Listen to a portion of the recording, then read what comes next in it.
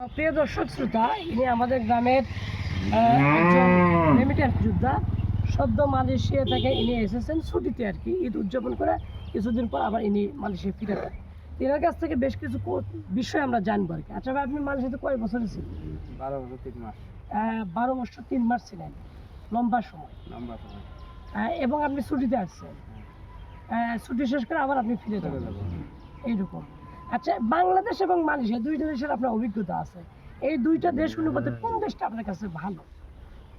ভালো বলতে মায়ের দেশই তো ভালো, বাংলাদেশই ভালো। তাহলে কি ফিরে এসে আপনার দেশে উদ্যোগ গ্রহণ করে বিভিন্ন কাজ বা বিভিন্ন ব্যবসা বাণিজ্য সংযুক্ত হন না কেন? ওই দেশে এখন ইনকাম একটু বেশি, এই দেশে সিভিল হল মানে আগের চাইতে ওই দেশের টাকার মান কি বৃদ্ধি পাইছে? এবং ওই দেশে কাজ করা বা কর্মসংস্থান করা বাংলাদেশের সহজ এইরকম কি? না, সহজ না, কঠিনই। কঠিন। তাহলে আপনার দেশে এসে সেই টাকাগুলো ইনভেস্ট করে ব্যবসা বাণিজ্য মনোযোগী হন না কেন? ওই না, ওই দেশে কাজ কাম করতে করতে অভ্যাস হয়ে গেছে, এই জন্য টাকার ইনকামও দেখতে দেখতে ভালো। বাংলাদেশে তো ইনকাম করা যাবে না। মানে আপনি মালয়েশিয়াতে এক মাসে যে পরিমাণ টাকা ইনকাম করেন সেই পরিমাণ টাকা বাংলাদেশে পারবেন না, পারবো না। এইরকম। আচ্ছা, উন্নয়নের দিক থেকে কোন দেশটি এগিয়ে আছে, বাংলাদেশ নাকি মালয়েশিয়া? উন্নয়নের দিক দিয়ে আমার মনে হয় বাংলাদেশে এগিয়ে আছে। তাই?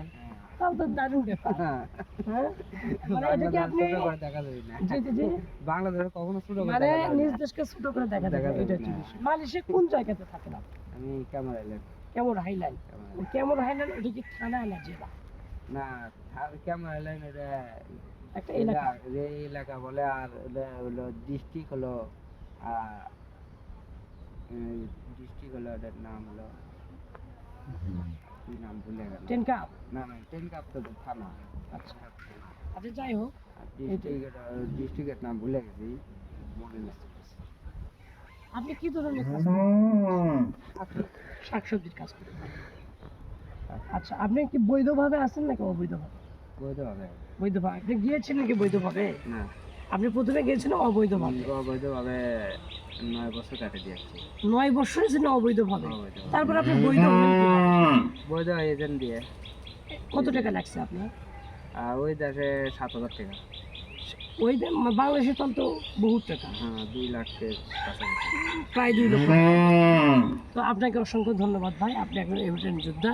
এবং প্রিয় দর্শক, দেখলেন ইনি কোনোভাবেই তার স্বদেশ নিজের দেশকে খাটো করে নাই।